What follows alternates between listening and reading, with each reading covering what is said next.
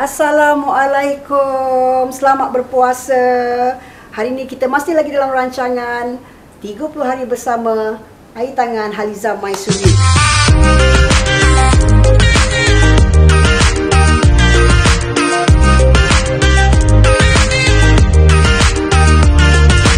Hari ini nak masak simple-simple je lah. Teringin nak makan sotong celup tepung, ya. Ringkas, senang, nak makan macam tu saja, cicah dengan chili sauce ataupun chili sauce Thai ni sedap sangat-sangat, ya. Sedap sangat-sangat. InsyaAllah, ya, sotong goreng tepung air tangan Haliza Maisuri ni crunchy, rangup, dan bahannya hanya tepung serbaguna Bistari. Iklan ni, macam mana ni? Sotong yang telah pun dibersihkan dan juga telur. Ini saja bahan dia, ya. Dan kalau tak live selalunya saya pakai tangan je. Bila live nak berkongsi resepi dengan follower bawal eksklusif ataupun pelanggan bawal eksklusif ni, kenalah pakai sarung tangan, ya.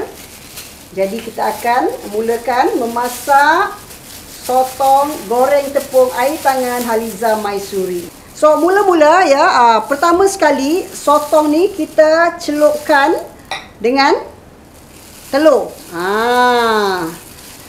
Lepas celup dengan telur, kita kena celup dengan tepung. Buat 2 kali supaya dia betul-betul rangup dan crunchy, ya. Kita gaul dengan tepung ni, ya. Dan kita masukkan balik dalam telur ni. Dia agak leceh sikit, tapi kalau nak betul-betul rasa, ya, sotong kita tu rangup dan sedap, kenalah buat cara macam ni, ya. Sebabkan tak best pakai sarung tangan, ya. Masa nak masak ni saya kena pakai tangan, tak mau pakai sarung tangan. Masak sotong goreng tepung ni, ya, kena sabar. Kena sikit-sikit macam ni, ya. Jangan sekali masukkan sekali banyak, ya. Itu yang tak jadi tu. Tak macam kedai masak, ya.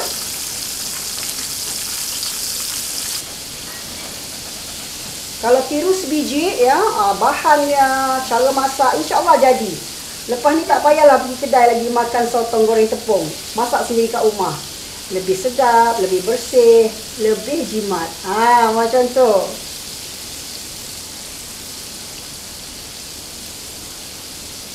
Ini sedap ni. Cara yang sama kalau you all nak masak ikan goreng tepung, udang goreng tepung, cara yang sama, bahan yang sama, ya. InsyaAllah jadi.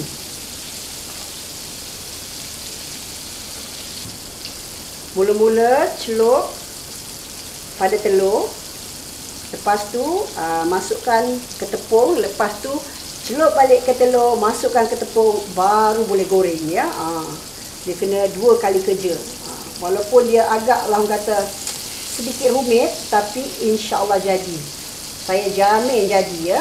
Sedap macam makan di restoran ataupun di Terengganu. Kan sotong ke ikan ke udang ni terkenal, ya. Di Terengganu. Nampak tu dah pun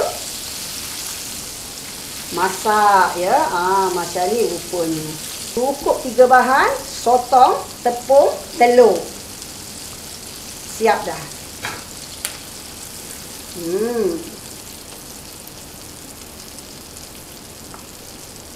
Kita tiriskan dalam mangkuk yang ada letak tisu tu supaya dia lebih rangup, ya. Makan dengan nasi pun boleh, makan macam ni saja pun sedap. Okey, sotong goreng tepung air tangan Haliza Maisuri dah masak, ya. Sangatlah sesuai apabila kita makan dengan sos cili Thai ni. Seperti biasa, ya, sepanjang bulan Ramadan kita dalam rancangan 30 hari bersama air tangan Haliza Maisuri. Selamat mencuba sotong goreng tepung rangup.